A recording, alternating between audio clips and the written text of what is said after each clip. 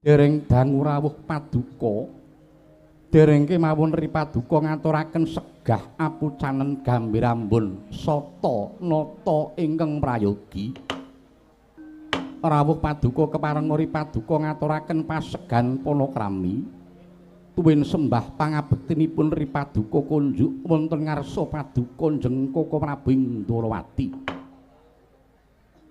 ngiwang sukma jagat mangajuli luwih ong baul langgeng inggih Yai sakalangkung katedha kalingga murda sih panakraminipun Yai Prabu ingkang rumentah dumateng ingkang raka ing Ndrawati kacadhong kanthi asta kekalih kapetelaken wonten Wardaya kacancang wonten ing puncaking weni mugi saged andadosna rah daging kazuwananipun ingkang raka ing Ndrawati lan inggawit saking pamujinipun Yai Prabu kasembuh pengayomaning Jawata lulus raja praptanipun ingkang raka Ndrawati mboten manggih alangan setunggal menapa kejawi saking menika Yai astutinipun ingkang raka sayogi katur wonten ngarsanipun Yai Prabu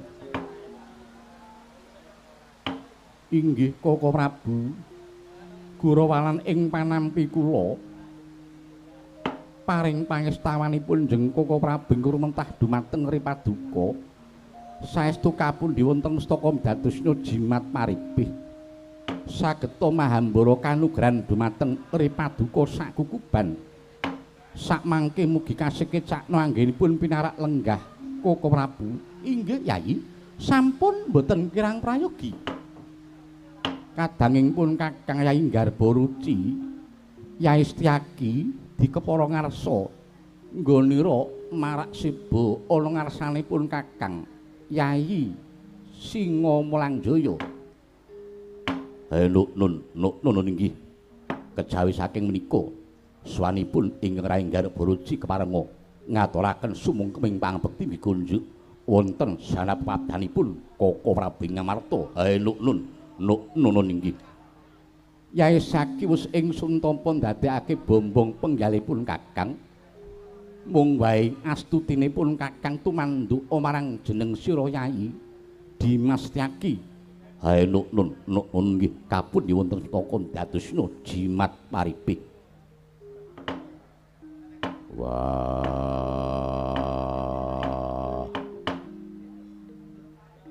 Jliteng Kresna kakangku sarawuhmu senajan aku ngaturake basaku katur bektiku katur ana ngersane Jliteng Kresna kakangku kadangipun Kakang wong gagah wong gedhe wong dhuwur wong gudhek Yai Werkudara ngaturake pangabekti marang pun Kakang banget tak tampa ndadekake bombong penggalipun Kakang ora liwat astutinipun Kakang wetu manduk marang jeneng sira Yayi Jodiwati.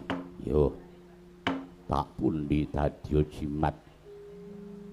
Nadyan ingkang rayi Madukara mugi tinebih ing tolak sarik rawuh paduka keparenga ingkang ngaturaken sumungkeming pangabekti mugi kunjuk wonten sanapabdanipun Koko Prabu Ndrawati.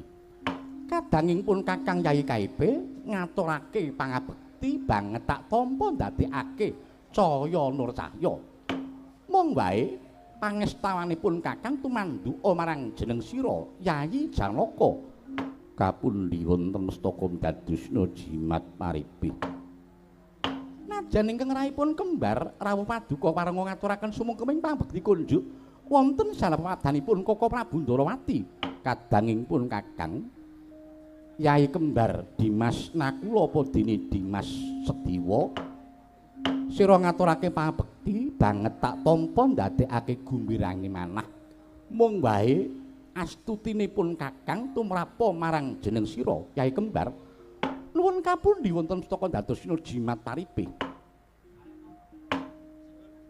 wangsul wonten ngarsanipun njeng Koko Prabu Ndrawati kondur pengdikanipun Yai Prabu kados pundi Yai persasat negari Ngamarta kadidini kajugrugan Wukir Sari keleban Samudra Madu inggih awit saking rawuhipun njeng Koko Prabu krana anggen kula ngentosi rawuhipun Koko Prabu menika pepindhanipun kadidini lumampah. Menapa pepindhanipun kadidini ngentosi kumambanging watu item sileming baeta gabus. Krana saderengipun Koko Prabu menika rawuh minangkani menapa ing dados panyunipun ingkang rayi. Pangraosipun ingkang rayi menika peteng dedet lelewingan pepindhanipun kadidini bangun kasaputing lebu. Namung saksamunipun Koko Prabu menika sampun rawuh aserping manah kula pepindhanipun kadidini lumampah wanci panglong kepapak obor sewu. Krana saking panduginipun ingkang rayi inggih namung jeng Koko Prabu ingkang gedugi pinangka dados kawidamar pepetenging manah kula ingkang mekaten diagung pangaksaminipun jeng Koko Prabu mbok bilih sanget kula pandhangi mangarsa Koko Prabu inggih Kyai najan ingkang raka ing Ndarawati dipun ageng pangaksaminipun Kyai Prabu mbok bilih semurandhat anggen kula minangkani menapa ing dados dawuh timbalanipun Kyai Prabu. Bawanipun sakmenika kula sampun minangkani menapa ta keparingipun Kyai Prabu lan menapa ingkang dadosaken duh kitaning penggalih. Mbok menawi saged kawedaring kathah tumunten lajeng kababaran nanging mbok bilih menika kaanggep wadi monggo ta kula dherekaken manjing wonten ing bangsal pengrawit rembagan catur netra kalian ingkang raka Ndarawati Kyai Prabu. Koko Prabu waleh-waleh menapa ing dadosaken ribeting manah ingkang rayi sakadang kejawi namung Kakang Semar Badranaya ing Karang Kadempel. Caos atur bilih Kakang Semar sampun watawis setunggal candra etang kalenggan mangke mboten seba caos wonten negari Ngamarta. Koko Prabu inggih perkawis Kakang Semar mboten seba caos menika ingkang lajeng nuwuhaken pitakenan sejatosipun wonten menapa Kakang Semar menika.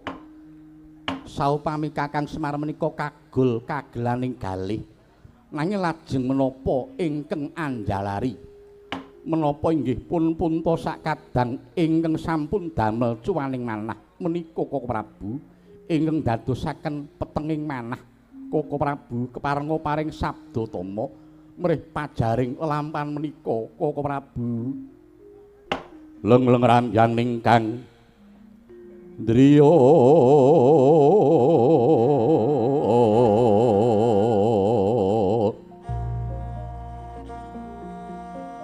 liriwang candra katawengan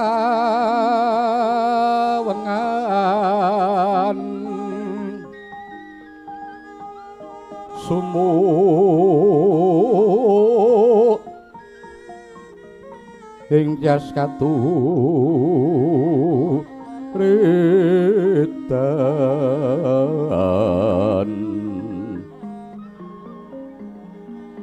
limut kapyataning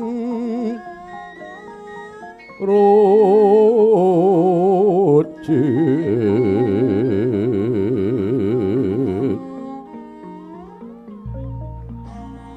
ramraming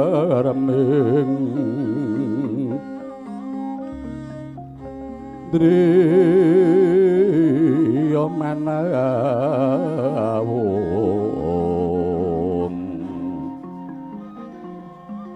kekuwenging Sang Hyang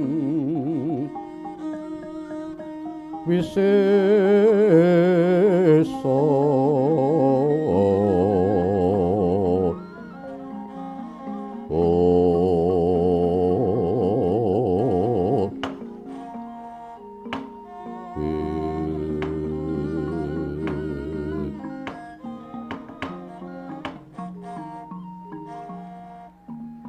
Iwang Sukma jagat mangadul luwih Kyai samendang sampun boten badhe karempit menapa ing dados sabdanipun Kyai Prabu ingkang raka sampun saged nampi kanthi trewaca Kyai bilih Kyai Prabu kalenggan menika ngrembak babakan Kakang Semar menika tumrap ingkang raka malah kepasan yogya katuju inu teksipun menika malah leresi Yai. Menapa darunanipun mekaten Koko Prabu? Inggih Yai, jalaran sejatosipun praptanipun ingkang raka ing Ndarawati wonten negari Ngamarta menika kejawi minangkani pamundhutipun Kyai Prabu nanging ugi badhe caos pawarta babakan Kakang Semar menika. Parandening mangke jebul Kyai Samyaji malah sampun angemah emahe rembak inggih babakan kawontenanipun Kakang Nayantaka menika. Inggih lajeng keparenga paring dawuh Koko Prabu badhe paring pawarta menika perkawis menapa Koko Prabu? Inggih perkawis kawontenanipun Kakang Semar menika Yai. Estunipun ing ngraka sampun mireng pawarta yen dinten mangke Kakang Semar badhe bangun kayangan. Kalenggan menika Kakang Semar badhe bangun kayangan. Lah menika Yai. Mbok menawi nggih perkawis menika ingkang jalari Kakang Semar mboten seba caos pramila sareng kula nampi nawala saking Kyai Prabu lajeng kula gelak lampah kula daya-daya enggal saged wewarta kalian Kyai Prabu. Wah. Jeliteng Kresna kakangku, kadanging pun Kakang Yayi Njodipati piye? Kepareng aku bakal semluatur. Aku tak takon karo Kresna kakangku, piye Yai? Semar kok bakal bangun kayangan kuwi sing mbok karepake kepiye? Lah ya kuwi Sena, pun Kakang dhewe nganti tekan saiki isih tuwuh tandha pitakenan. Semar kok bakal bangun kayangan ki mengku karep sing kepiye? Upama to bangun kayangan banjur kayangan ngendi sing bakal dibangun? Merga kayangan kuwi werna-werna, mongko kayangan kuwi papane para dewa tur manggone ya ora eneng mercapada kene. Upamane Semar bakal bangun kayangan tenan yen manut wawasane Jeliteng Kresna kakangku, bener apa salah? Yen tumrapun Kakang pakartine Semar genah yen to luput. Kok Kresna kakangku iso ngluputke dasare apa Sena? Pun Kakang wis ngendika ngarep yen kayangan kuwi papane para dewa. Tur ya wis duwe jeneng dewi-dewi. Upamane kayangan Suralaya ya kayangan Junggring Saloka, kayangan Kaendran, kayangan Nguntara Segara, kayangan Suduk Pangudal-udal lan sak panunggalane. Mula yen Semar bakal bangun kayangan kuwi tak anggep luput gedhe Werkudara. Lupute nggo nendi? Lupute mergo Semar wani nyahak wewenanging ratu ning para dewa ing kayangan. Ya kuwi Sang Hyang Jagat Girinata. Dadi upama bangun kudune sing menang bangun ya Bukulun Bathara Guru, dudu Semar sing mapan ana ing Marcapada. Wah. Ning nek tumrap aku perkara iki kudu ditelusur luwih dhisik, aja grusah-grusuh. Mengko mundhak malah kesluru dalan buntu. Lan aja nganti awake dhewe malah dadi klora-kleru karo Semar. Ya nek sing dikarepake Semar bakal bangun kayangan kuwi kaya sing dikarepake Kresna kakangku. Nek dudu, mula perkara iki awake dhewe kudu pertitis. Lan yen pancen ancas lan kegaweane Semar kuwi tumuju marang kautaman kang migunani kanggo bebrayan agung, awake dhewe kudu sabiyantu marang Semar. Ngelingono yen labuhane Semar karo awake dhewe nganti ora iso diitung. Lho kok malah dibantu piye to Sena? Semar bakal bangun kayangan kuwi genah yen to luput, kok malah arep dibantu? Durung karuan luput. Wong kuwi aja gampang nibake Jubriya, kudu ditelusur, diglejah dhisik. Nek pancen Semar ancase becik, kudu dibantu sakwutuhe. Ya wis sak karepmu. Mengko dibuktekke wae kepiye? Kyai Samyaji wonten dawuh pangendika Koko Prabu yen Kakang Semar badhe mbangun kayangan menika ateges Semar sampun nyahak wewenangipun para dewa. Cetha yen lekasipun Kakang Semar menika lepat kangge titikan mawon. Semar sakmenika sampun ngewah-ewahi padatan.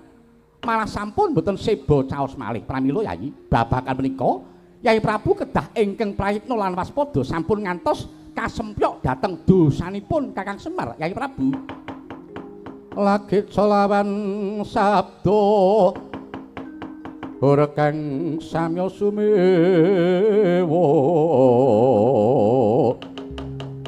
kathah kang anarka wonten dirada medhat king wantilan saweneh kuda tilar pandangan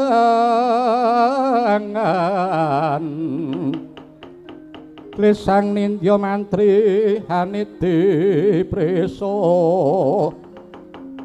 tupiwus uning ing kati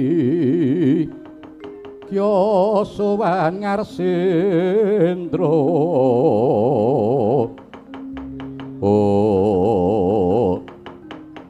set biar katalika wau kodheng sutaning galih dumunung ulukaning ribet Sang Nata Prabu Puntadewa dupi midhanget kathah-kathah pangendikanipun ingkang raka nata ing Ndarawati. Nanging caritane ing ngriku bebasan anglenggahe Kanyut Pinungkawardu. Kanyut wong angganten Pinungkawardu ngakecoh. Nyinanga durung abang idwa dereng manjing wontening pratala kesaru geger pasib Banyai Pyak ngarsa tangkeping uri. Sinten to ingkang akarya geger pasib Banyai tuhu menika? Piswanipun Panenggak Punakawan utusan saking Karang Kadempel nenggih Lurah Petruk Kantong Bolong miyak sagung para ingkang sumiwa ndadosaken hurking pasewakaning kanca pyak dayo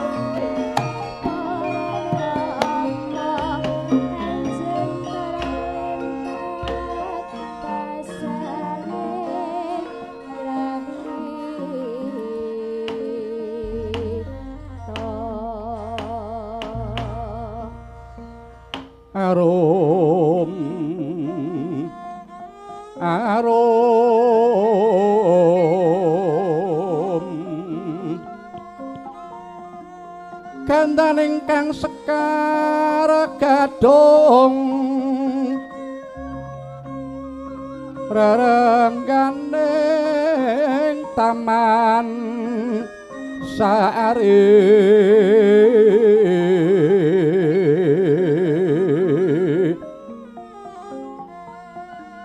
kepromorong ing sepsarine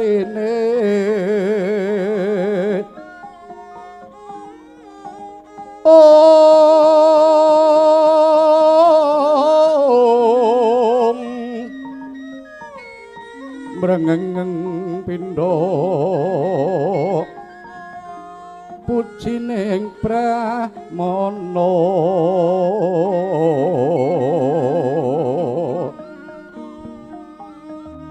sesanti jaya wijayanti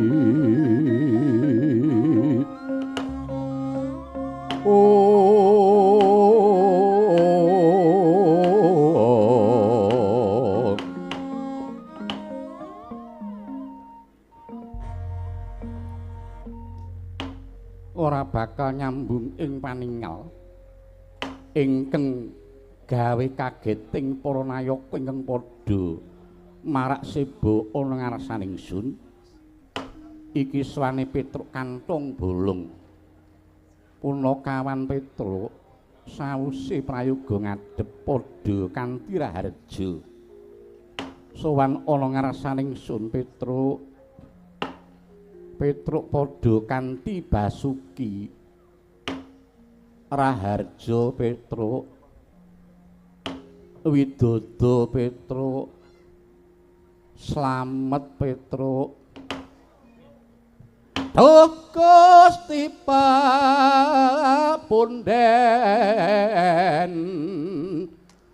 kula sing lanang seniman sing wadon seniwati kayane bapak nata agung Dharma aji aja daka susu sawai jembar-jembar kulite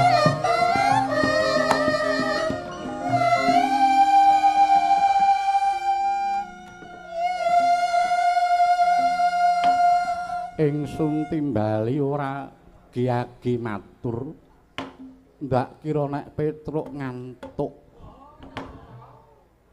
jebul nggone matur mantar tembang nggih nuwun sewu sinuwun awitekna pripun panasi kados ngaten nek mboten kula selingi ngangge tembang ngaten iki mangke ndak wah sumuke ora karuan jebul perbawane jawah niki wani nggih alhamdulillah niki jawah pun terang margi kula ingkang sowan ngaten iya Petruk sowan kula mung gewing ngarasa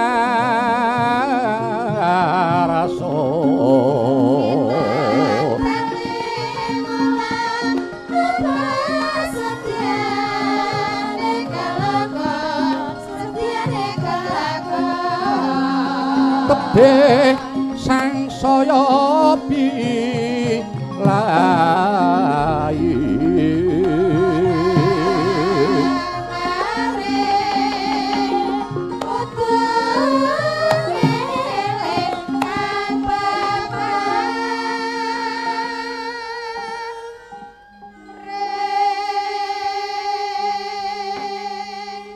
ya Petruk ingsun nedha nrimo banget dene jeneng sira nggone matur lumantar tembang yen ora kleru iki rak pocong ketoprak to Petruk sanes niki niku sinom parijata bingah ingkang tanpa pami sinuwun wah sareng kula sowan mriki kula dumugi pagelaran niku wah jan panggunge Bawera gilang-gilang wah gilar-gilar kados ngaten mongko kula le pesen niku nek saged panggunge gilar-gilar ukuran 12 sedasa. Ning jebul ten mriki malah para pangarsa le nyediani panggunge 14 12. Wah, jan iso dienggo sireng-sireng, iso dienggo sirik-sirik. Iya Petruk waton aja mbok ngububuk ya Petruk. Ah mboten mboten. Widodo lampah mami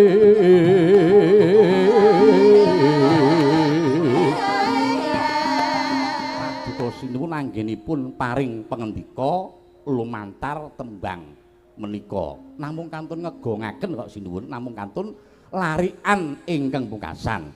Nggih, Sinuwun. Aku ra iso Petruk. Wong aku ki nek nembang isane mung ninggal katresnan Petruk. Ratu senengane malah tembang ninggal katresnan. Nuwun sewu niki kadose Ndara Werkudara sampun ngaglah lenggah. Wah, aku aja mbok kon nembang. Swara gedhe kaya menika nembang. Nek swara gedhe kon nembang terus kepiye? Ndara Janaka, aku ra iso Petruk. Aku isane minggun bawa-bawa bab percintaan Petruk. Ha iya arang ya Ndara Janaka. Ndara kembar ora wae Petruk, ora wae. Aku nyawer wae mengko Petruk. Nah iki sing tak tunggu-tunggu ya kene iki. Nah niki dasare nata utawi ratu ingkang budaya mongko niki sinuwun Ndarawati rawuh. Mboten ketang sak lareh nggih sinuwun Ndarawati. Ya ning ya sak kamat-kaman ya Petruk. Ah nggih wong dasare kula nggih kangen kalih swantene sinuwun Ndarawati. Ya wis nek upama aku blira ya sing gedhe pamengkumu Petruk mboten napa-napa kalih dienggo tamba kangen ora liwat wae apik prayogakno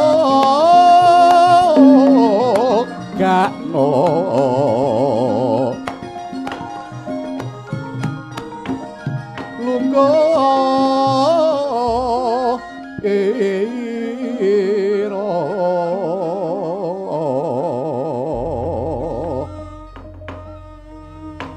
lagi niki bareng sinuwun Ndarawati kersa nyekar nggih swantene nggih mboten meragukan ngaten. Aku yen pisanan Ndarawati iki biasane ya wis yen mbagekke karo Dimas Caki, Kakang Udawa lan para nayaka ya lumantar tembang. Aku yen mung Ndarawati nganggo tembang Asmara Dana Petruk. Wah sae niku sae kados ketoprakan. Iya Petruk. Petruk, nggih wonten dawuh sinuwun. Sawise matur lumantar tembang sowanira katon esmu semengko pengawak bodro banjur ana wigati apa Petruk? Nggih. Sampun kepareng matur sinuwun. Iya Petruk. Nggih, mbok bilih sampun kepareng matur nanging saderengipun kula matur kathah-kathah ngaturaken tebah Siti Sekul binuntel ron kalopo apuranta mbok bilih wonten lepat kula anggen kula matur mangke sinuwun. Ya Petruk sirnakna kang rasa wigih ringa-ringa sartane Durgama Sangga Runggi. Sinuwun waleh-waleh menapa sowan kula menika janipun dipun kengken kalian Bapak Semar. Bapak lumantar kula saestu nyuwun pangapunten yen pinten-pinten pisowanan iki mboten sebo caos ten negari Ngamarta. Mergi Bapak niku jane sakniki nembe ribet saestu krana Bapak niku gadah gegayuhan inggih menika kepengin bangun kayangan.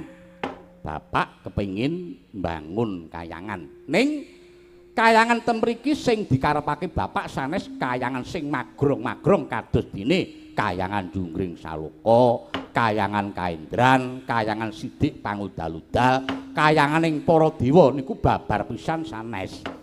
Ning sing dikersake Bapak niku kepengin dandan-dandan kahananing jagat, kepengin maluya jagat, kepengin nyelametake budayaning watak nista ambek candala. Lan sanesing niku bapak nggih kepengin dandan mangun wewangunan kadosta papan panembah, papan pawiyatan, papan kesarasan, papan olahraga lan sak panunggilipun. Nanging sinuwun sareng pinten-pinten ayan kala wau badhe dipun ayahi jebul nuwun sewu gandeng bau sekeng dasaripun sarwi cingkrang mila persajan kemawon cepet kirang dana ngaten. Lah bapak lajeng lenggah sarwi pungun-pungun ngalamun nanging sak sampunipun ngaten bapak lajeng nampi sasmitaning Jawata bilih murih kasembadan gegayanipun bapak menawi kakekne Semar saged mundi pusaka werna telu inggih menika setunggal pustaka Jamus Kyai Jimat Kalimasada kaping kalih Payung Tunggul Naga kaping 3 Tumbak Karawelang. Lah mila lajeng ewet mapan perkawet ing ngatasé mung batur kok badhe nyuwun ngampil pusakaning ratu menika mboten pinanggih ngakal lan mboten pinanggih nalar. Mila bapak lajeng matah kongkonan kalih kula. Truk kowe wae matura karo Gustimu Ngamarta, aku rawani ngampil. Siji-sijining srana Gustimu derekno menyang pradesan sinambi mundi pusaka telu. Surasane dimen nguningani greget gumregeting para kawula nggone padha mangun praja, mangun wewengkon. Cara tembung sakmenika pemimpin niku ya kudu turba ngaten. Turba niku kuwi apa Petruk? Turba niku turun ke bawah ngaten. Pamriya nggih kersane saged mawujud manunggaling kawula kalian Gusti. Menika sinuwun pramila mawantu-wantu panyuwun kula dhateng paduka njeng sinuwun Bumi Nata ing Ngamarta keparenga sinuwun punta ngampilaken pusaka 3 wau. Mekaten sinuwun. Iya Petruk nanging utamaning jeneng ingsun nedya mundhut tetimbangan kelawan para kadang Petruk. Oh nggih monggo. Menika kok prayogi sanget sinuwun wonten samukawis menapa menika prayogi tetarosan taren kalian sedulur utawi cara tembunge sakmenika musyawarah untuk mencapai mufakat. Monggo sinuwun. Sena Mbarapunta Adi kakang kuwi ana perkara iki kadiparan pamrayoganing si Adi.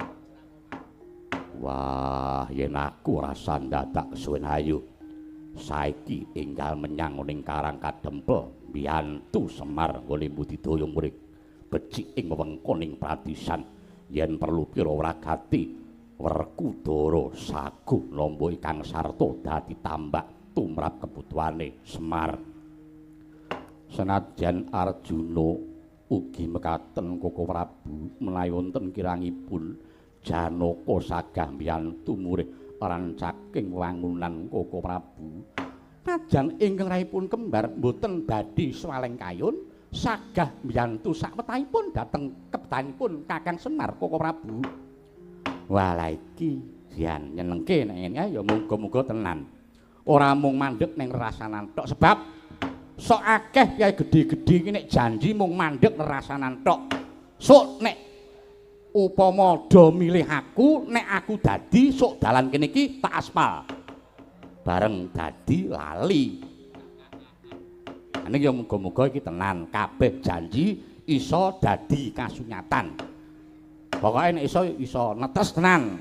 Nah, nek iso netes sesuk pokoke aku sing dadi bendaharane pokoke. Mangke rumiyin Yayi keparenga ing neraka badhe megat klimas saking sawetawis. Koko Prabu keparengipun kados pundi kula badhe nyuwun wekdal badhe kangge rembagan kalian Punakawan Petruk menika inggih kula semanggaken Koko Prabu. Tagala narpa Kresna tan tulus anyokra ring Resi Jahnawi Suta. Ong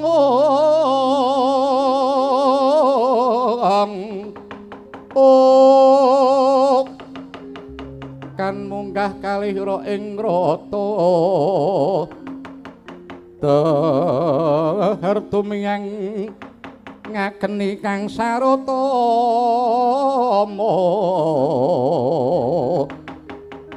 tan wiyar magawe pupuh miguna sang resi ong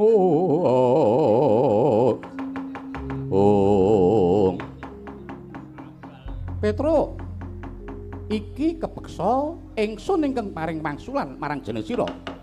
Oh nggih, ning nuwun sewu kok semunipun sinuwun Ndorowati mboten rena ing penggalih nggih. Lah kersane pripun? Petro, kowe ngerti to? Yen nggone bapakmu kepengin bangun kayangan kuwi sejatine luput. Pripun? Dipun ambali malih anggenipun mendika, sejatine Semar nggone bakal bangun kayangan kuwi luput. Lho, luput pripun sinuwun? Lupute bapak nggen pundi? Lah genah luput. Kayangan kuwi nggone lenggahing para dewa. Lah kok dadi arep dibangun karo bapakmu ki karepe kepiye? Kuwi padha karo wis wani nyahak wenanging para Jawata, ngerti? Oh lah mangkriyen, kosek, sabar. Nah niki jelas ngejak geseh niki nuwun sewu sinuwun. Nuwun sewu lho niki. Jare panjenengan niku titising Sang Hyang Wisnu, mongko Sang Hyang Wisnu niku dewaning kabagyan. Ning lah kok nuwun sewu. Nuwun sewu lho niku. Sang Hyang Wisnu niku jarene tukang dandani jagat, tukang nentremke jagat. Ning lah kok dadi panjenengan nuwun sewu, panjenengan kok mboten pratitis. Semar arep bangun kayangan ki ora kok arep bangun kayanganing para dewa niku mboten. Kahanan arep ngadepi sasesepi kaya ngene kok arep nyambat. Ha kono nyambat bar mulih saka Blitang Palembang. Semar arep bangun niku sing dibangun dudu kayangan sing panjenengan karepke niku ning sing dibangun niku kayanganing para menungsa tekse ajeng dandan budayaning watak nista dandan pakartine menungsa sing do nungsang palang lumbuh bentus kaya niku. Kaya ngono kok Bapak Semar ajeng disalahke. Dipenggalih lho sinuwun. Kok dadi kowe malah wani nuding marang Nata Ndorowati. Ingsun iki ratu lho Petruk. Kok malah wani sekecap padha sekecap aku iki ratu Petruk. Lah nggih, kula ngertos nek panjenengan niku ratu. Ning apa nek ratu apa nek Titis Wisnu ki ora kena kleru. Eling lho sinuwun. Sampeyan niku arep Titis Wisnu ning isih kesandangan kulit daging, isih kesandangan badan wadak, isih bisa ngrasake segering banyu, isih bisa ngrasake siliring angin. Niku tegese mboten saged uwal saking ina lali salah lan apes. Lan malih apa dupe dadi ratu niku njur semenang-menang. Njur midak wong cilik kaya kula niki. Nah, dadi ratu biyen ki nek ora tak coblos ya ora bakal dadi. Karang dadi ratu kok semangkean. Iki lah. Malah saya ndodro sing dadi ucapmu Petruk. Anggepmu apa? Wose yen Semar arep bangun kayangan luwih kok malah arep nyilih pusaka Ngamarta, Nata Ndorowati ora sarujuk. Merga Semar kuwi tak anggap luput. Lah ra iya to. Sampeyan niku duwe pangwasa ning mbok inggiya nggih. Pangwasa niku ampun terus nggih nguasani ning pangwasa niku dingge ngayomi kawulane. Tur ora waton ngluputke, nek ngoten niku jenengane ngluputke ning mung sepihak. Ora diteliti dhisik gegayane Semar piye. Sampeyan kesurupan napa to? Ngerti gegayane Semar kok apik kok dadi sampeyan ora gelem bantu. Wase aku tetep nrenggalani sing dadi karepmu. Aku ora lilo nek Semar arep ngampil pusaka Jamus Kalimasada tumbak para welang apa dene payung tunggul Nagamula. Ayo kowe saiki bali yo. Ola kosek. Nah iki tetep salin bubukan. Niki pokoke salin bubukan. Tur nuwun sewu. Napa nek sampean ratu ki kira-kira Petruk njur wedi ngoten lho. Petruk ki ora wedi karo sapa wae. Lah mbok dewa to. Lah mbok ratu to. Nek luput ya kudu tak waneni. Piye lah. Cedane kowe nantang karo Nata Ndorowati Petruk. Kowe wani karo aku Petruk. Nggih mboten nantang, jane mboten nantang, mboten wani. Ning sing kula waneni niku pakarti sampeyan. Kok aneh. Kresna kok saiki nasar sing dadi tumindake. Malah so nyecamah marang Nata Ndorowati wani sekecap padha sekecap wis Petruk.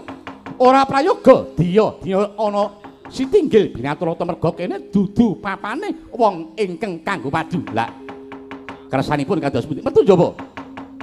Pripun? Metu njaba. Metu njaba dos pundi? Wis ayo rasa dadak suwen. Metu njaba Dimas Arjuna apa dene sakit tak kanthi metu njaba Dimas.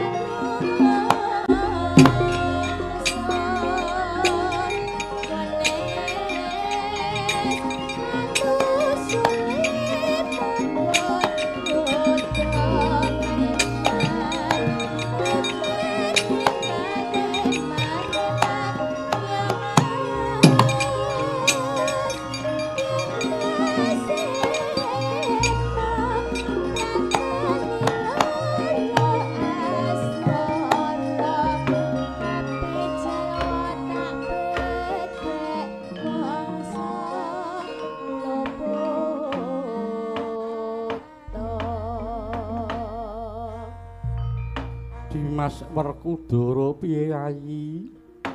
Semune Koko Prabu Ndarawati malah duka.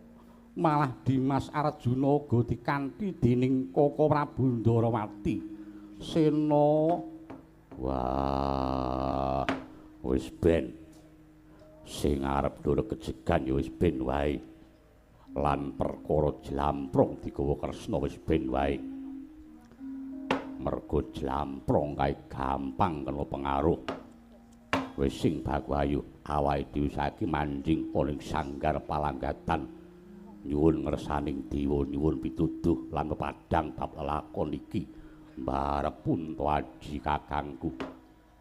Yo prayoga mangkono Yai Werkudara kembar wonten dawuh Koko Prabu si Adi wae uga nderekke pun kakang manjing ning sanggar palanggatan minta sing Bathara Yai inggih mboten langkung ngestakaken dawuh timbalanipun Koko Prabu Patih Handakawana kula nun wonten timbalan ing ngadhawuh sinuwun kaya wis ora ana dawuh maneh bodholna pasiwakan ing sunedya kundur hangdaton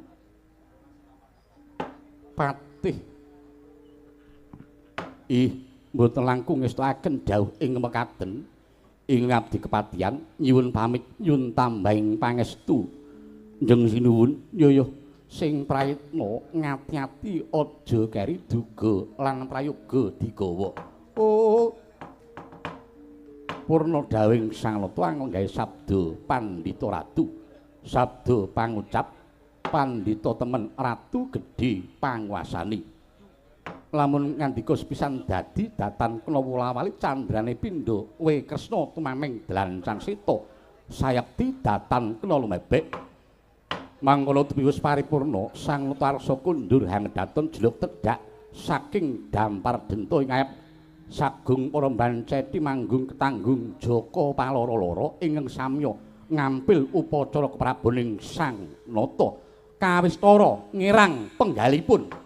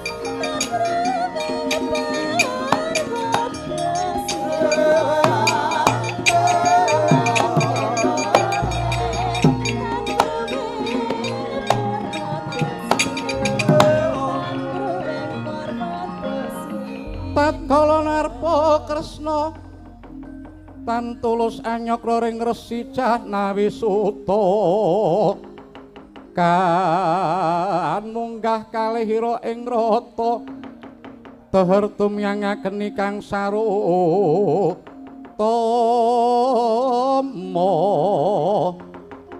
tan wiyar magawe pupuh miguna sang Resi Wasu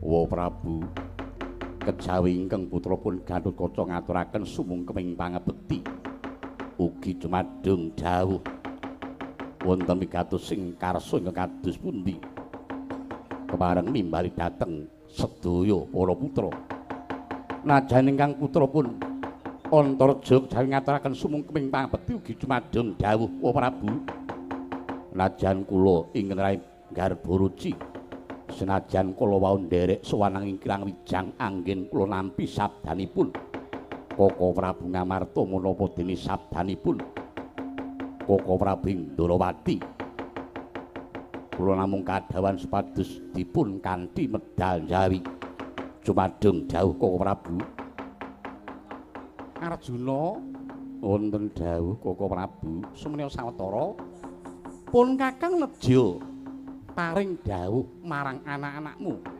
inggih ngestuaken dawuh Gatotkaca wonten dawuh Antarja wonten dawuh Wa Prabu apa dene Setyaki ih Koko Prabu wigatining panangkilan iki mau sing dirembug sawetara wektu Kakang Semar Badranaya ora sibo caos oning Sitinggil Binaturata negaring Ngamarta. Merga kalenggan iki Kakang Semar lagi darbe gegayuhan kepengin bangun kayangan. Mongko tumrape wong atuh Ndrawati Kakang Semar bakal bangun kayangan kuwi tak anggap luput.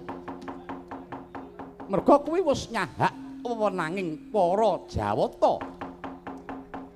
Dadi upama mbangun mengkono kudune ingkang bangun para dewa ingkang padha lenggah ing kayangan.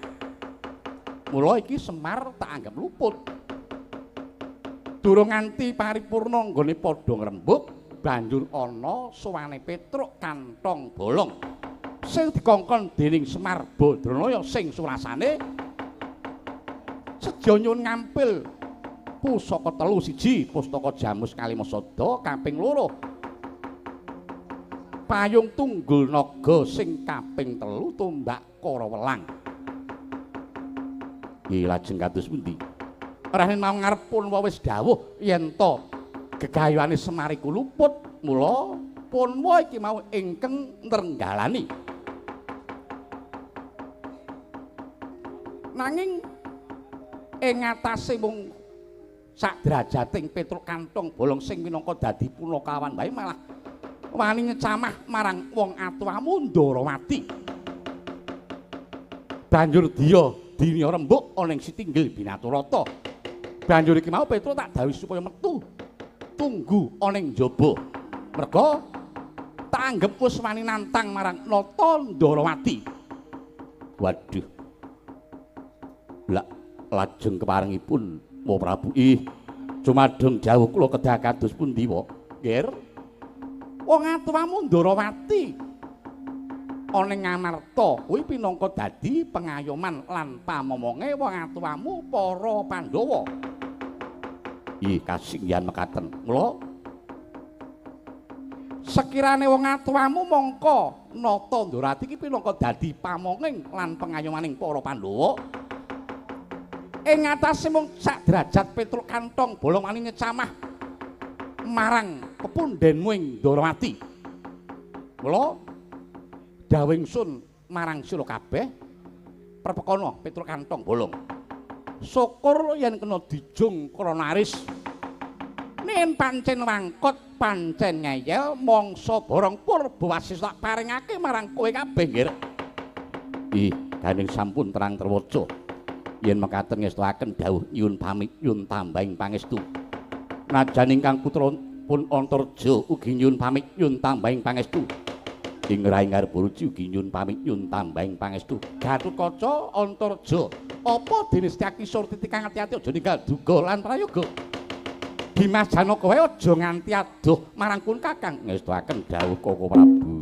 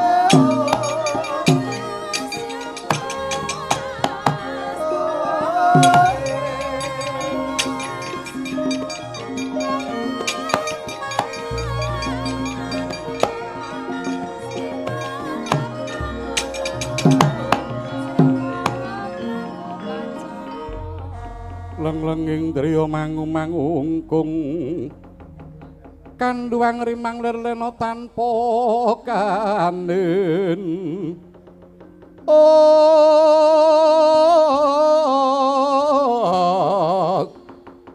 yen tan tulus mengku dyah utama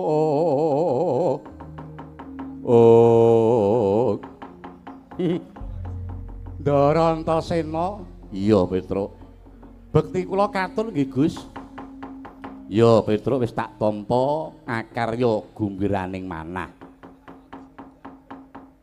Niki kok Darantasena mboten makempal kalih para putra para kadang pancen aku sengaja misah mergo aku pancen nunggu supaya Petruk ki nyeraki karo aku. Oh ngaten.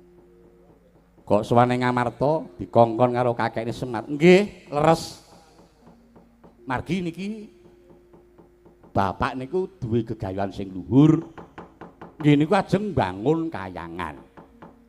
Mongko syarat seranane nggone bapak bangun kayangan niku kudu disranani ngangge pusaka 3 siji pustaka Jamus Kalimasada sing kaping 2 payung tunggul naga sing kaping 3 tombak kara welang mongko niku ingkang kagungan ingkang wa nggih sinuwun Prabu Puntadewa.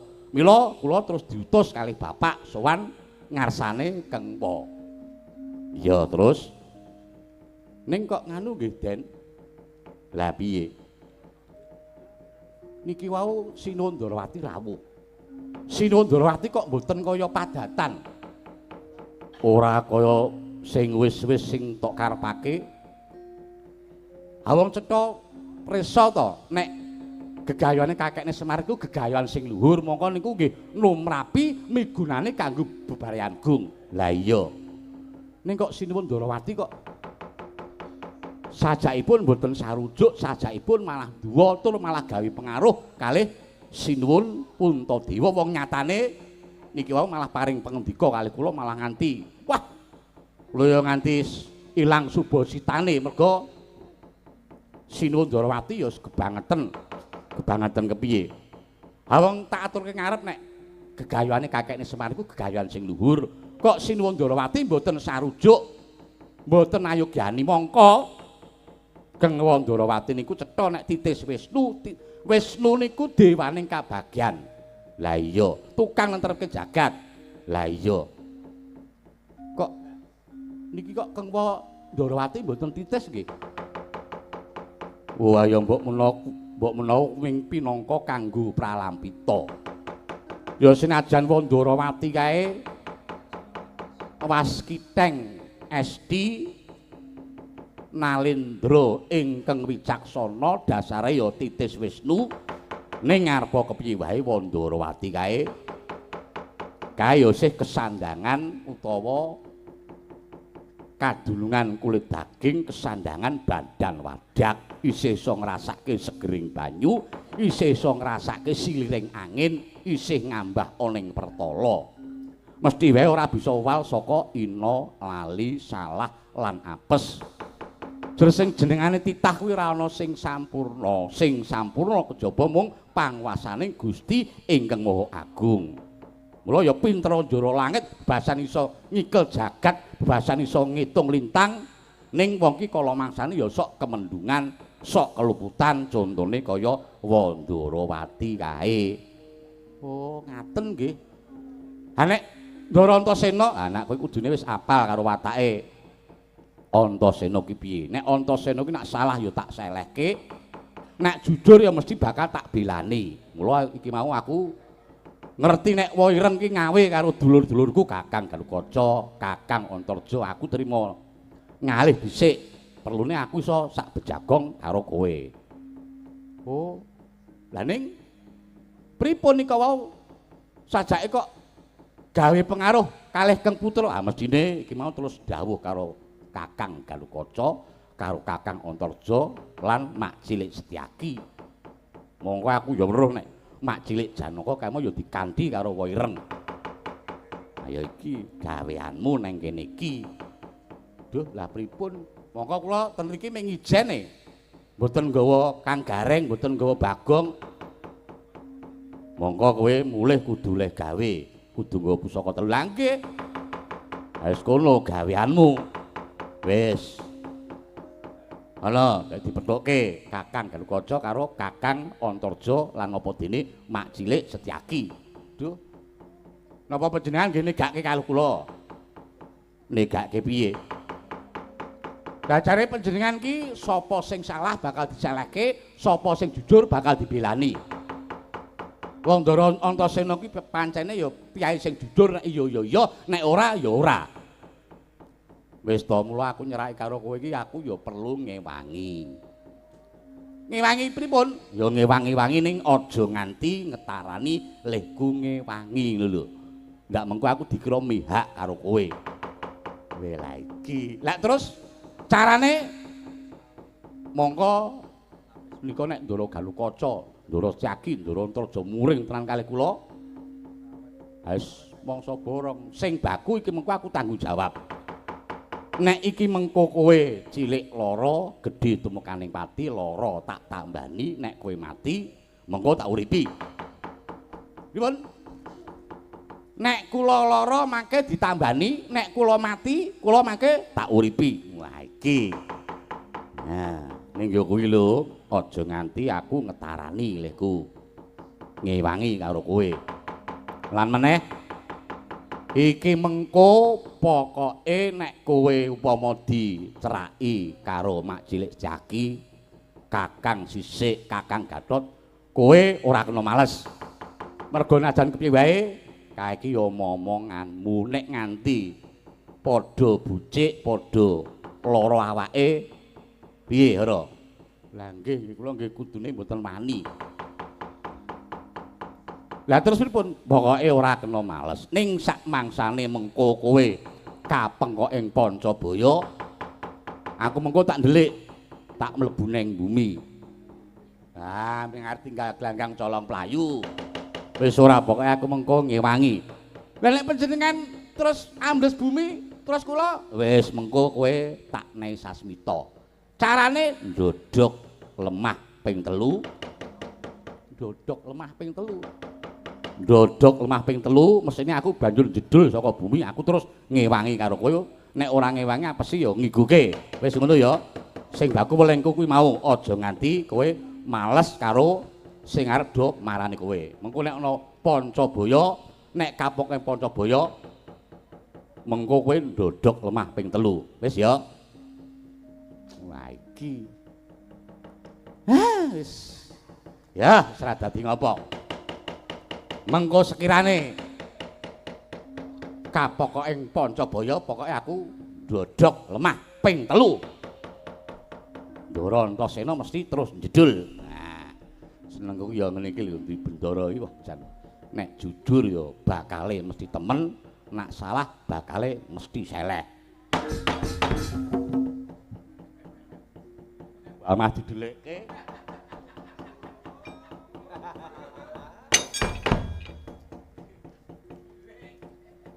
ngapa terus ming jajal kok niki jajal wah nyatane ya mandi tenan panjenengan tak dodok ping 3 nyatane ya sok jedul tenan pun nyuwun pangestu niki mangke nek do nyerake karo kula pokoke tak napa niku tak tanggunge jagur piye jagung bakarane arep jagung bakarane lalu jagur bakarane pun nyuwun pangestu tak cerakane Ndara Setyaki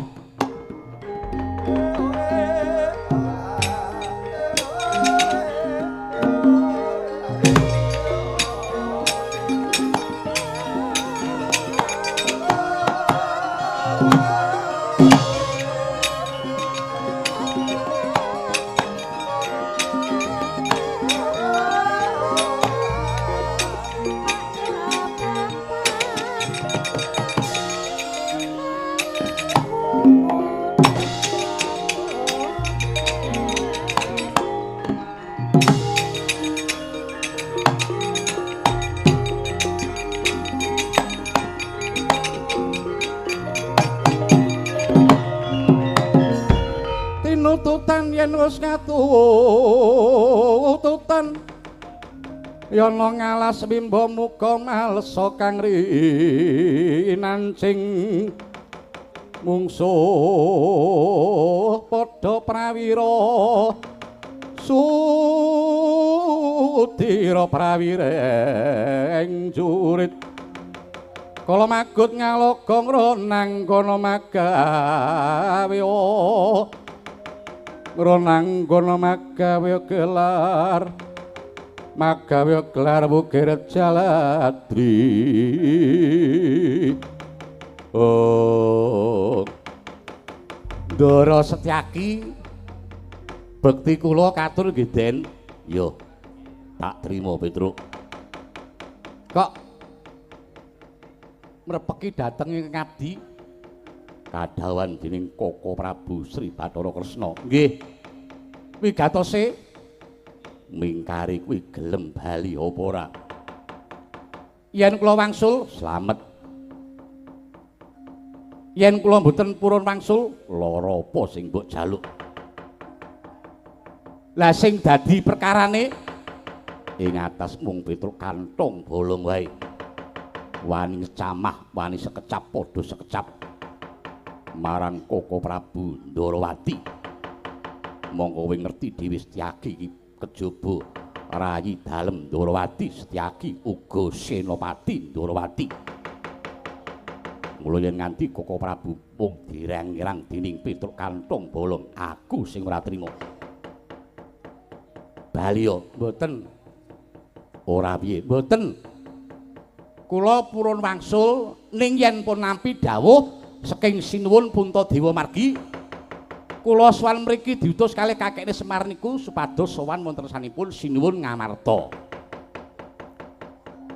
dados najan seklimah menapa ing dados dawuhipun Gusti kula ngamarta tetep badhe kula candhining nuwun sewu najan kados dene bedet nebol pategalan menapa ing dados dawuhipun Kang Raka Ndarawati nuwun sewu mlebu kuping tengen keluar kuping kiwa pun dados ancas kula pun dados prasetya kula Kula purun wangsul ning yen sampun mundi pustaka Jamus Kalimasada tombak Karawelang kalih payung Tunggul Naga. Wose kowe gelem bali apa ora? Mboten. Yen ora gelem bali apa kelakon Setyaki tegel karo kowe Petruk kantong pul. Lah monggo, monggo. Nek pancene ajeng tega kali kula, monggo. Tur panjenengan ya kudune iso milah-milahke. Wong Ndara Setyaki niku ya kula ngerti panjenengan ketoke gruwal-gruwal kados ngaten ning nuwun sewu panjenengan iki penggalih resik nek iya ya ya nek ora ya ora. Sepisanane gelem bali apa ora? Mboten purun wangsul nek pun mundi pustaka Jimat Kalimasada kalih pusaka liyane niku ora gelem bali lakon mati dening aku.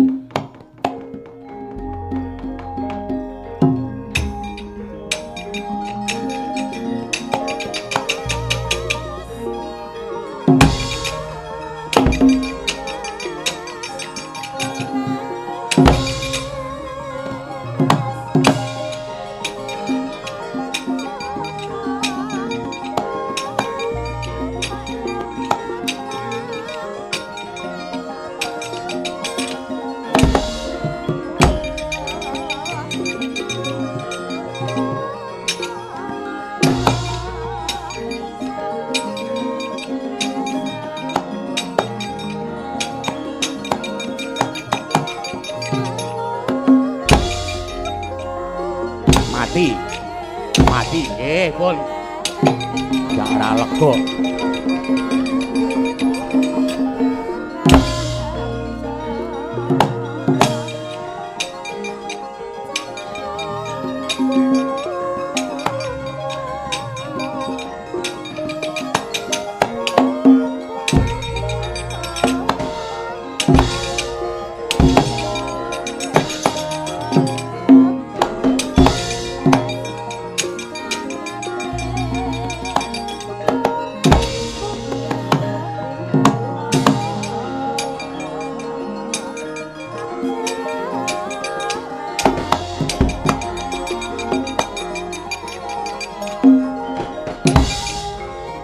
Ya, oh ngarep Buringga.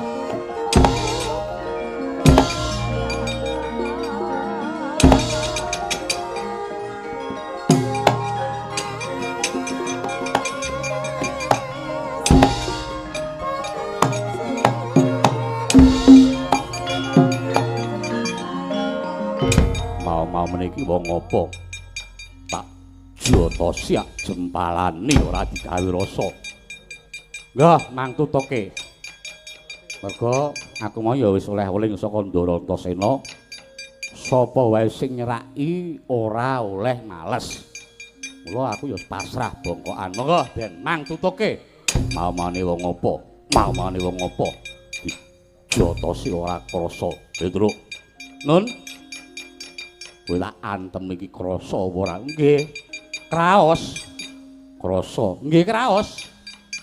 Lara mboten niku. Lho. Jare krasa kok ora lara. Apa sing jenengane krasa niku mboten kudu lara, penak nggih wonten. Wirang bebarang walesen Setyaki mboten. Panjenengan menika ndara kula, panjenengan menika momongan kula. Ning Setyaki kuwi yen maju ning paperangan. Yen wis muni maguyut yuda. Mirang bebarang yen ora diwales walesen mboten kula pokoke mboten ajeng males walesen nggih pun dinggo lega-lega tak walese ning ampun kaget nggih niki mangke panjenengan nek tak candak tak walas ampun kaget.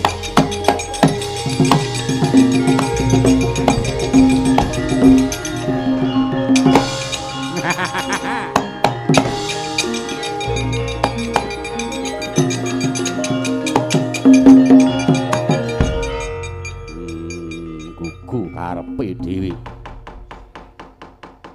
bareng kon males malah mung dienggo dolanan awakku mung dicandak mung diuntang-antingke ngiwon-nengen nganti sumur panonku.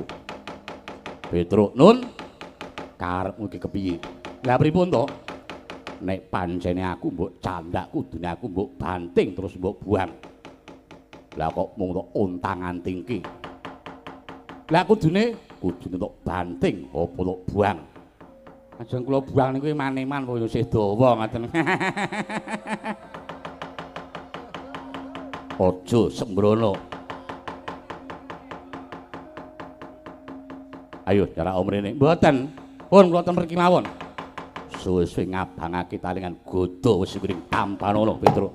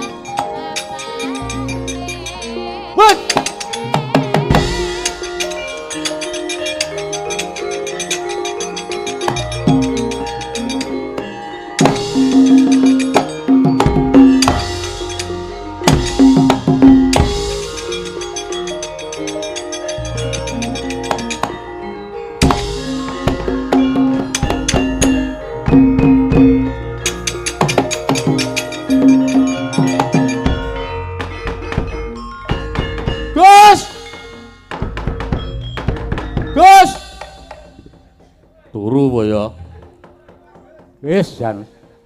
Ayo sengitku ki yo ngene iki lho. Kang Sen apik-apik jarene nek ana kepengkoke Pancabaya aku ndodhok lemah ping 3. Bareng tak dodhok ora gek jedul-jedul. Wis jan.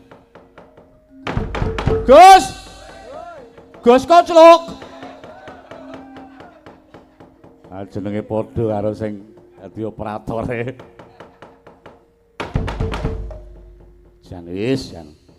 Mbok yo nek pancen sagu ki mbok yo gek yo tangi apa kepiye? Ah, ngene iki lho sing tak karepke kok panjenengan kok yo jare wong ngendika nek ana kapengkoking Pancabaya ndodhok lemah ping 3. Lah kok ora gak jedul-jedul? Barang yo barudan iki penak banget dadi turu truk. Ana apa? Niki wau kula pancen bener diceraki kalih Ndara Setyaki. Kula dijempalani ning mundi dawuh Ndara Antasena kula mboten ajeng ngales. Ya terus ning suwe-suwe ya Ndara Setyaki ku patake ngeten nika maju ning paperangan nek ora diwales wirang barang. Ya banjur ya dingin nglegani Ndara Setyaki mung tak candak tak ontang-antike. Mbok menawa terus kemropok sing dadi penggalihe. Mula terus ngasta godha mboten pangling engko genah godha wesi kuning. Lah kula terus mlayu. Terus ndodhok lemah niki wau. Jenengan terus jedul niki. Mongko godha wesi kuning niku pusaka kadiwatan tekse pusaka paringane dewa. Aja kok meneh ming Petruk kantong bolong sedeng gunung wae tamani nganggo godha wesi kuning gununge mesti ajur dadi swalang-walang. Aja kok mung gunung sijambok gunung kembar to wis. Aja meneh ming Petruk kantong bolong mesti dadi ndeking pengamun-amun. Lah niki kula nyucuh sing dadi tanggung jawab panjenengan. Wis aja semlang. Tak ewangi mergo aku mau wis janji nek kowe lara tak tambani nek mati tak uripke. Nek niki mangke mboten ning lara, genah nek mati ajur mergo saka godha wesi kuning. Terus sarane pripun? Wis ngene, aku tak manggon ning omahmu. Pripun? Aku tak manggon ning omahmu. Ayo aneh-aneh to. Ngliwet dhewe lho. Mergo kula lagi rekoso tenan. Ora usah werna-werna truk. Wis aku tak manjing ning omahmu, tak manggon ning omahmu, mengko mingkari manut sing tok karepake. Manut sing dikersake pripun? Kowe kepengin mabur ya iso mabur. Kowe kepengin ambles bumi ya iso ambles bumi. Kowe iki mengko tamani karo godha wesi kuning ora bakal ajur sewalang-walang. Estu napa? Tenan wis to wah iki. Tujune duwe Ndara Antasena. Pun gek manggon ten omah kula mriki.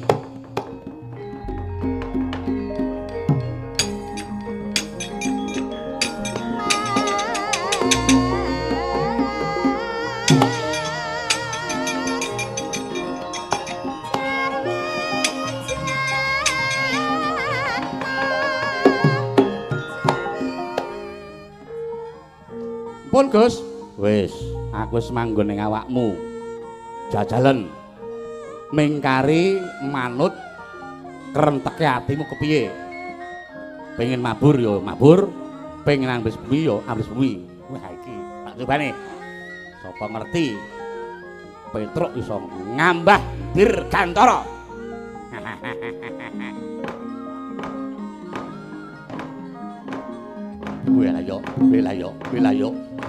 Wela yo penak tenan iso mabur tenan. Wah, jan.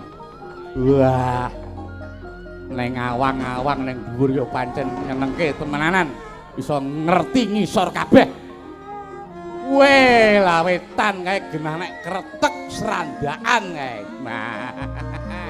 Coba. Ambles bumi genti. Siut. Nah. Jedul meneh, mabur meneh.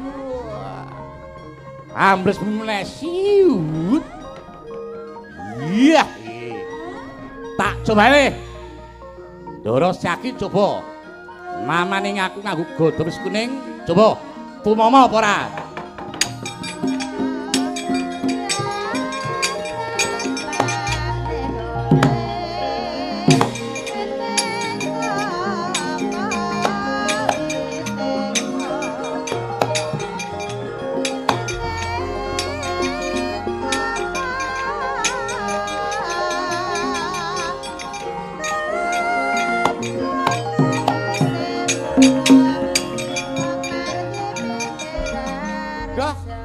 Nggih, pun gak dikeprokke godho wis kuning. Kula pun pasrah niki. Nggih, ajeng-ajeng napa wingking, nggih, mang milih. Mang milih sing ngatos napa nggon empuk. Petruk kantong golem pripun? Kowe ngerti to? Iki godho wesi kuning pusaka kadiwatan tegese iki pusaka paringane dewa. Merga oleh nalika semana nggonku tapa. Nggih, kula ngertos. Ning Petruk ten mriki niku pinangka dadi duta agung basane. Kula wirang barang yen to kula wangsul mboten pikantuk damel. Alung kula dipun dukani kalian kakekne Semar pun nggih gek dikeprokke mati jalan saka godho wesi kuning ya wis ben to. Nggih gek dikeprokke lawan sing dadi ucapmu. Kepruk godho wesi kuning ajul salang-malang gitu.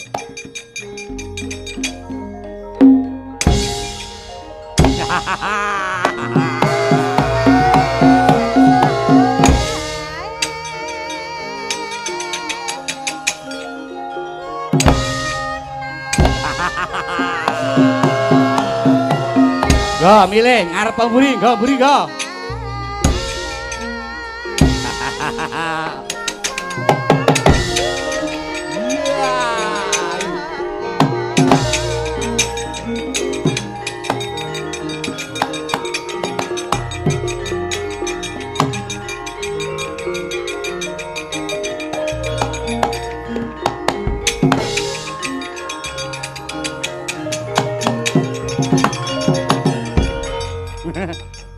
Ndara Gatotkaca bekti kula kunjuk Ndara. Yo. Ning sawise ngaturake pangabekti. Ayo. Kowe bali yo. Aja kawe geger ning negara Ngamarta. Kula niku mboten damel geger. Nyatane. Kowe wis wani mirang-mirangke karo Paman Setyaki. Nggih. Ning ngoten niku rak nggih wonten jalarane.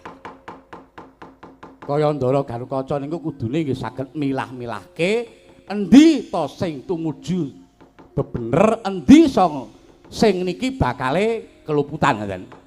Ha wong cetha-cetha gegayane kakekne Semar ajeng bangun kayangan niku genah niku gegayan sing luhur, gegayan sing utama tur nggih murah kabeh kangge bebrayan gong.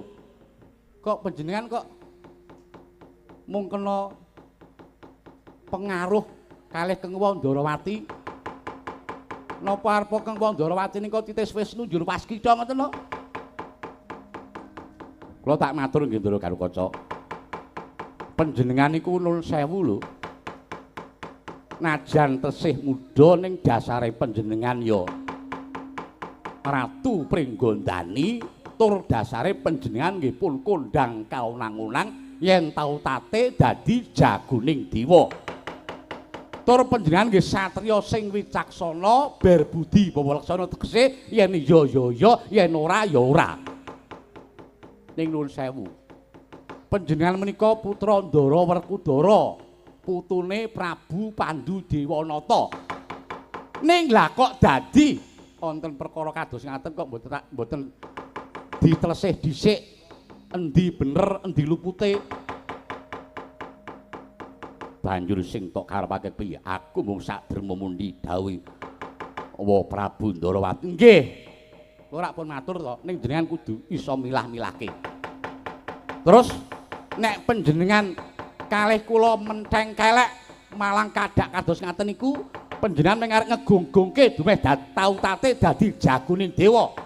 Panjenengan mung arep ngegungke dumeh Raden Garukaca niku iso mabur nglentik tanpa sudang ngaten. Ngaten to? Sampeyan mung arep ngegungke nek Ndara Garukaca niku iso mabur. Sing iso mabur mung Ndara Garukaca apa Petruk ya iso.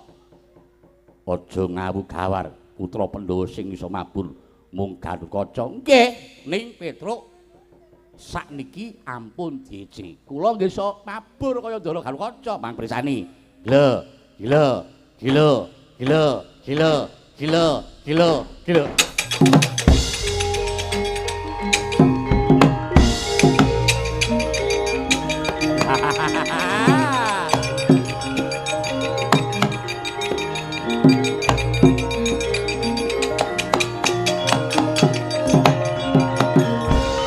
Iki tunggal dene Ndara Antarja mesti ya wis kena pengaruhe Kengwa Ndarawati. Petruk aja gawe geger ning Amarta, hayo. Kowe bali yo. Mboten wola-wali sing dadi atur kula purun wangsul nek pun mesti senjata 3. Ning kowe wis nyecamah marang Prabu Ndarawati. Nggih, kula ngertos. Kula wau pun matur kalih Ndara Garukaca. Mboten wonten paedahe kula matur kalih panjenengan mangke ndak ujar ulian. Pun, sakniki sampeyan ajeng napa? Kalih Petruk ajeng ngegungke panjenengan le dadi putula, panjenengan le ngegungke le duwe upas wrayang. Mang semburke. Kula ora redi. Sampeyan ngegungke dupeh iso ambles bumi. Sing iso ambles bumi ing Ndara Antarja, Petruk ya iso nek mboten ngandel. Lho. Mang Prisani. Lho. Jujul meneh. Jujul meneh. Ambles. Halo, ambles.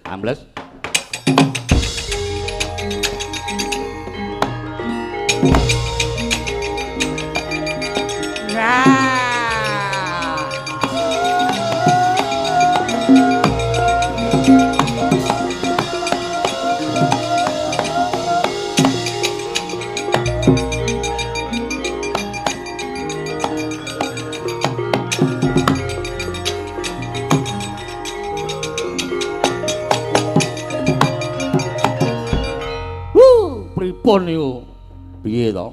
Wong durung tutuk kaya kula ngrasake iso mabur, iso ngrasake iso ambles bumi, iso ngrasake ngeleh-ngelehke Ndara Setyaki. Wah, pancen ya mujarab. Kula tamani gada wesi kuning, kula ora apa-apa. Bapak bucike mboten lho Mang Prisani. Terus Keng Raka Ndara Garukaca tak leh-lehke. Apa sing iso mabur ming Ndara Garukaca? Petruk ya iso. Apa sing iso ambles bumi Ndara Antarja? Petruk ya iso. Lah kok terus medalske ngomah kula, medalske ngawak kula. Ah wis rampung gaweane. Sing baku kuwi iso meleh-melehke Mak Cilik Jaki, Kakang Antarja karo Kakang Garukaca. Lah nggih, ning terus Sina Ndarawati wis aja semlang, Petruk. Iki ana dalan. Wonten dalan pripun, Resta? Coba sawangan. Jroning aku iki mau ning awakmu aku mau miling-miling ketap-ketap saka kadohan kae. Kae ora pangling pusaka telu Pustaka Jamus Kalimasada tombak para welang payung tunggul naga malah kae uga senjata cakra uga ngetutke neng gurine. Wah lah kae genah kae barep lumarep ana ing Karang Kadempel.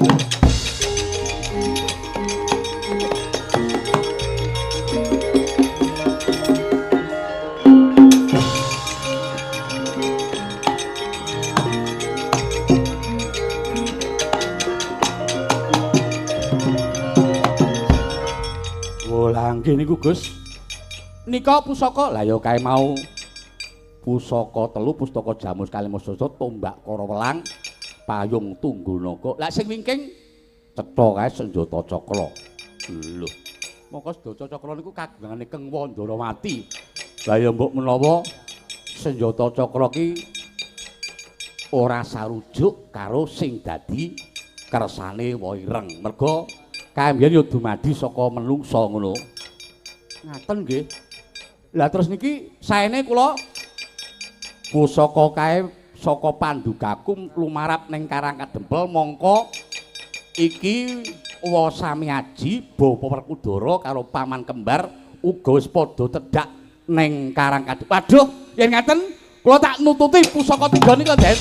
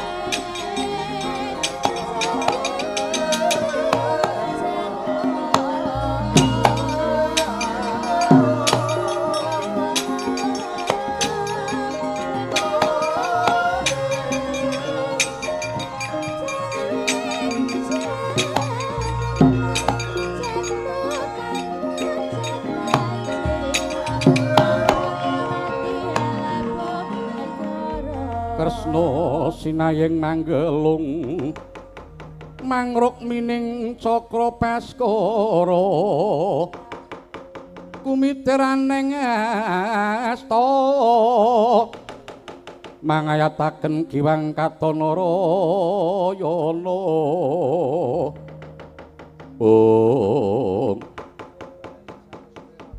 Dimas Arjuna wonten dawuh Koko Prabu rumangsa diwirang-wirangke karo Petruk kantong bolong. Mongko genah pakarti ning Semar iki luput. Arjuna tetep arep melu pun Kakang apa arep sumusul kadang-kadangmu. Merga tak wis padake galuh kae. Yayi Punta Dimas Werkudara apa dene kembar malah wis padha budal menyang Karang Kadempel. Mongko pusaka katelune Pustaka Jamus Kalimasada payung tunggul naga lan tumbak para welang uga malah wis oncat saka gedhong pusaka. Arjuna piye nderek pun Kakang apa sumusul marang kadang-kadangmu? Inggih kula nderek Koko Prabu Ndarawati kemawon Koko Prabu. Lajeng keparengipun kados pundi?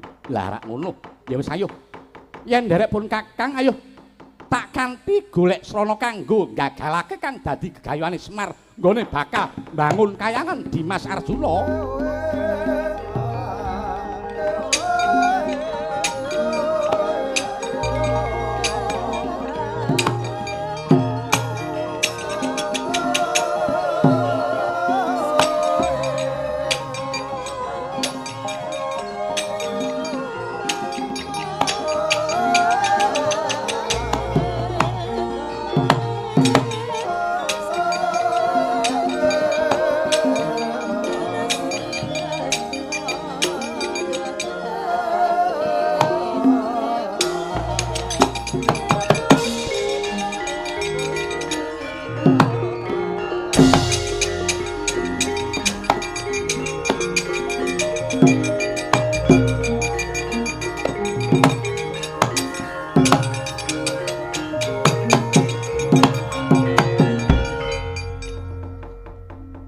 Mak cilik Siaki Anggir Antasena.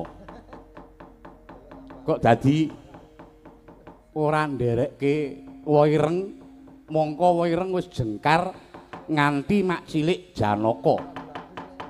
Inggih nggih sareng kula nam-nam salebeting dados jebul kalenggahan menika Koko Prabu Ndarawati kalimputing budi.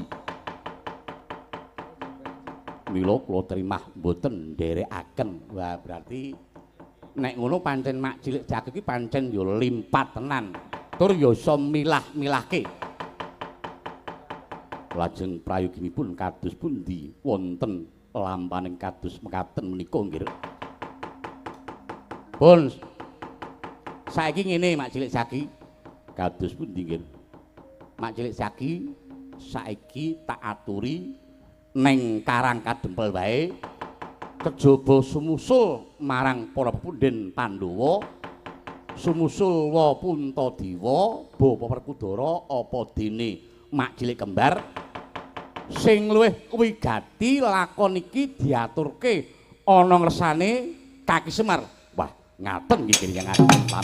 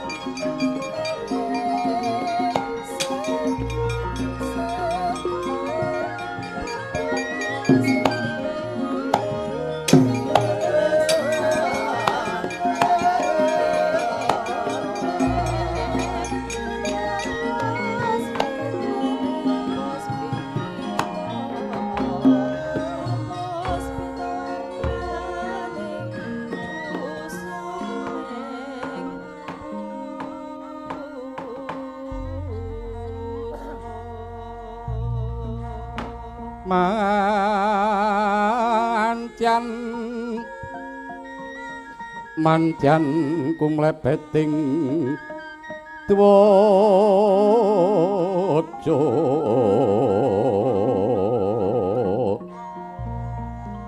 Suprasta kayu kaprapal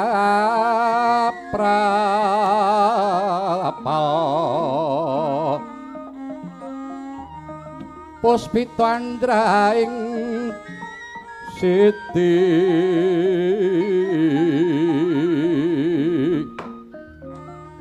ron mawur katyubing angin kuklam yar sumebar oh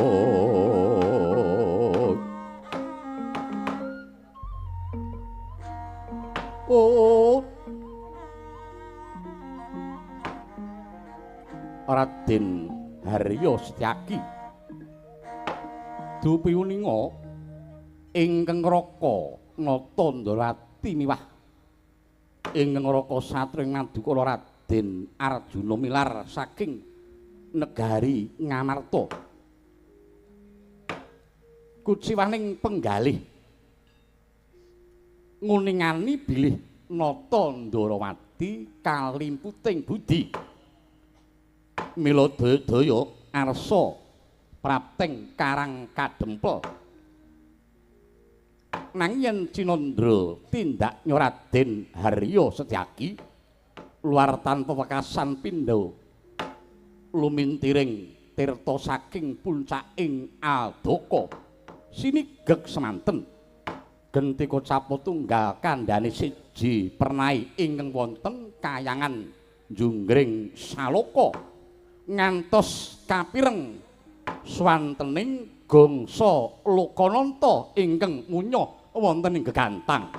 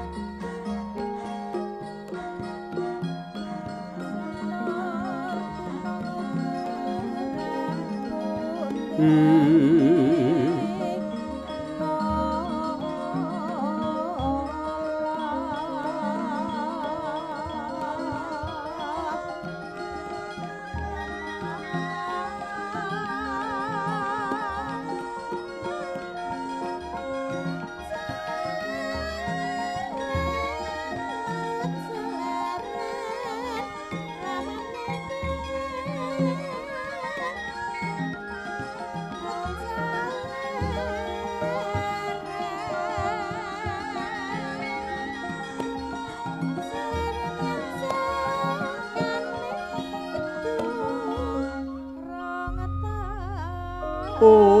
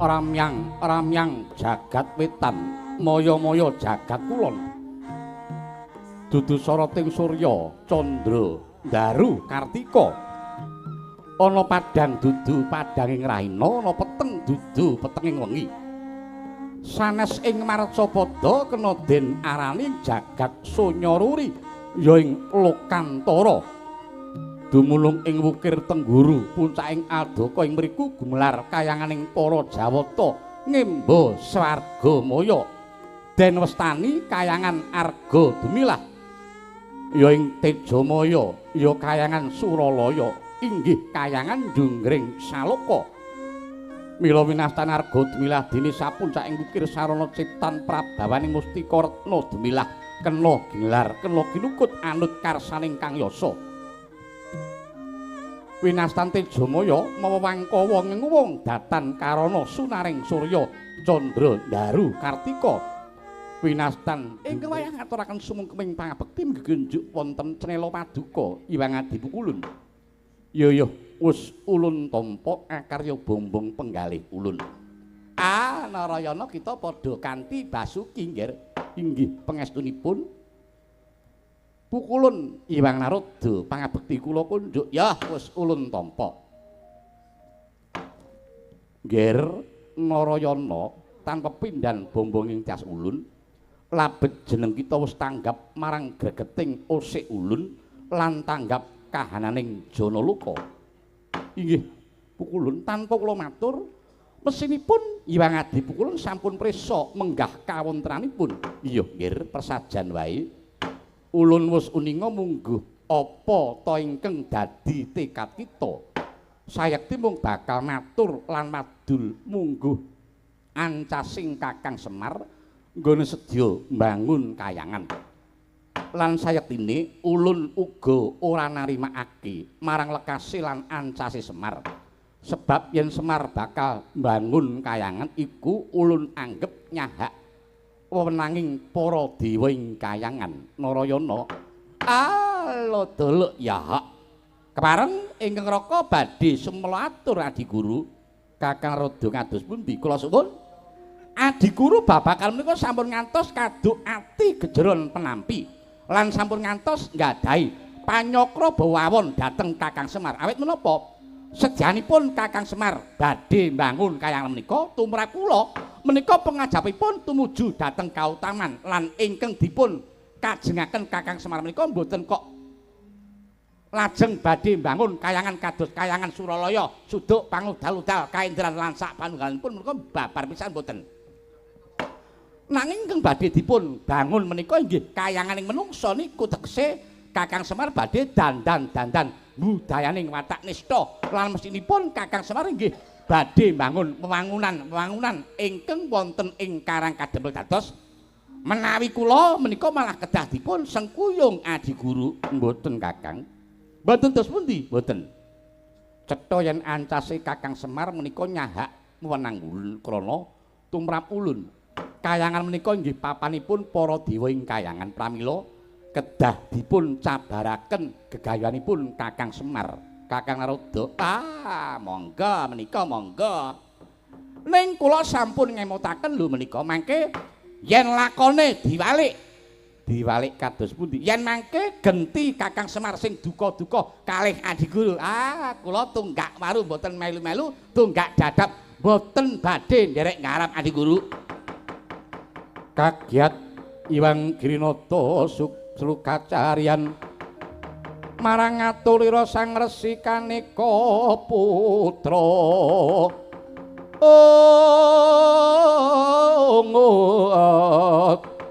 Saksana Gya Nyidikara Meleng Cipta. Sampun Kakang. Sedaya badhe kula dadaki. Narayana wonten dawuh ulun kita ayuwa semelang. Ulun uga sabiyantu sedya nyabarake sedyane Kakang Semar. Waduh. Matur sembah nuwun Bu Ulun. Iya Kresna. Yai Permoni wonten dawuh Bu Ulun. Kita wae barengan kelawan Kaki Kresna mudhuna ing Marcapada ngungkih budi sarana nyabarake kabeh kang dadi sedyane Kakang Semar. Oh inggih dhateng sendika nanging lajeng kados pundi? Prayoginipun lampah lancaranipun gagalaken pukulun mangsa borong nggon kita gawe karti sampika purba wasesa ulun paringake marang jeneng kita Durga. Oh inggih ngestaken dawuh nyuwun pamit pukulun. Yo mangsa borong lan Surtiti ingkang ati-ati Permoni. Yen mekaten ingkang wayahipun Kresna ginyun pamit nyuwun tambahing pangestu ulun.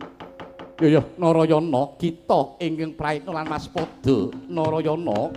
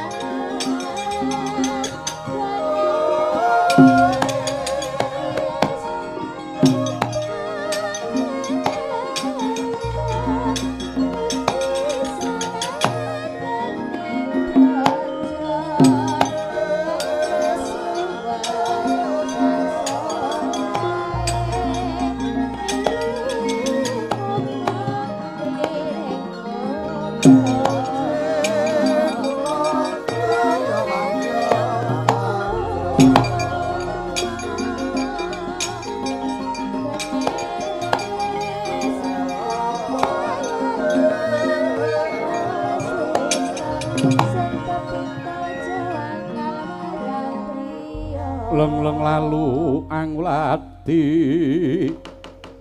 Kumyos Amara Wayanto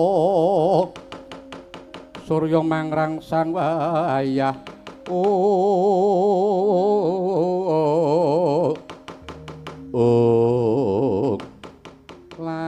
lae sudi selikur dina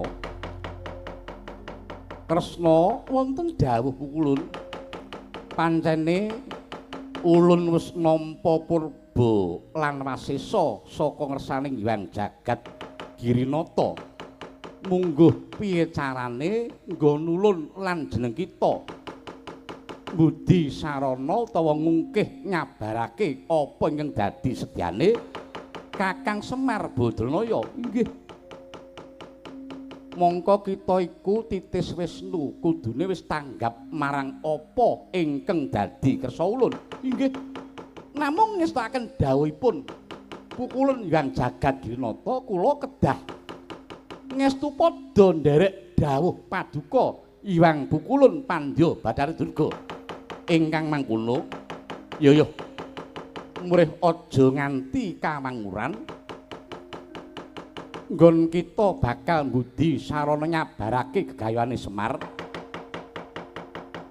kita Kresna apa dene Arjuna bakal ulun Sidikara mbuh iki mengko wujud dadi apa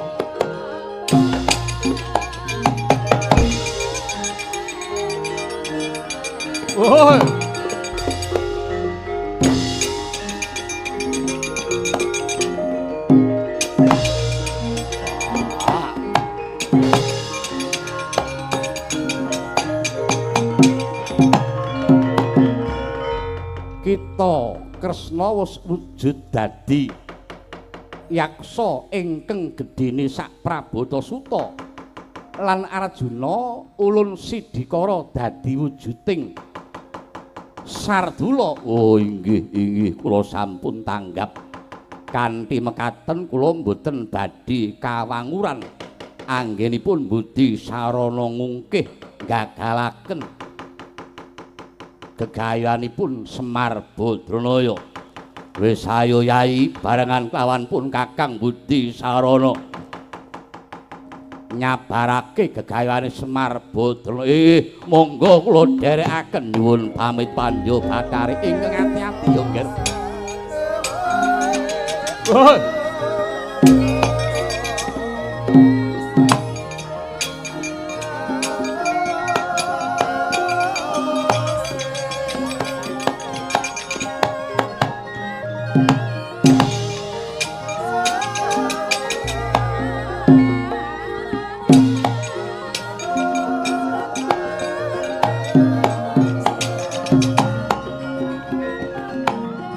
kalayat takut maringkut ringkut kaparigeng raseksa magara rupa singnya kang mawingis wingis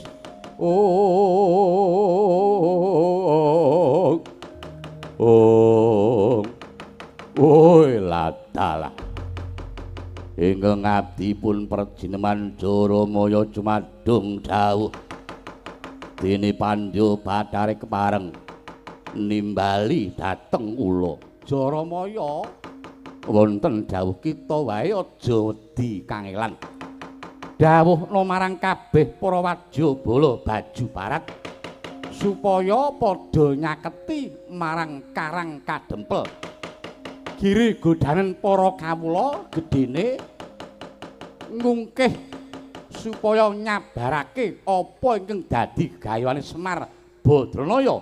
Oh inggih ngetaken dawuh yen mekaten. Nyuwun pamit nyuwun tambahing pangestu Pandya Bathari. Ya Surti kang ati-ati aja ninggal duga lan prayoga Jaramaya.